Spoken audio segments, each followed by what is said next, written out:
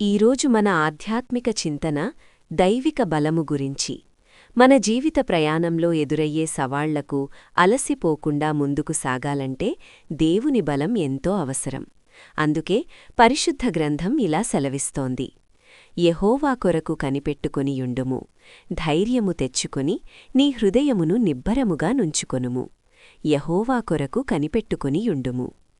దేవుని కొరకు కనిపెట్టుకోవడమంటే ఏమీ చెయ్యకుండా ఖాళీగా ఉండటం కాదు. అది మన ఆత్మీయ శక్తిని పునరుద్ధరించే ఒక క్రియాశీలక విశ్వాసం.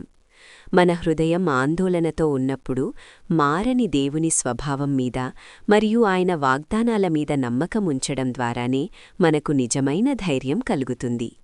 మనకు ముందున్న మార్గం అస్పష్టంగా కనిపించినా దేవుని సమయం ఎప్పుడూ శ్రేష్టమైనదని గ్రహించి ఆయనపై ఆధారపడటం ఎంతో ముఖ్యం. ప్రార్థన. ప్రభువా, నీ నడిపింపు కోసం మరియు నీ సమయం కోసం ఓపికతో కనిపెట్టుకునేలా నాకు సహాయం చెయ్యి. నా హృదయం అలసిపోయినప్పుడు లేదా నిరుత్సాహపడినప్పుడు నీ దైవిక బలంతో నన్ను నింపు. నా ఆందోళనలన్నీ నీకు అప్పగిస్తూ ఈరోజు కేవలం నీలోనే నా బలాన్ని వెతుక్కుంటున్నాను. ఆమేన్.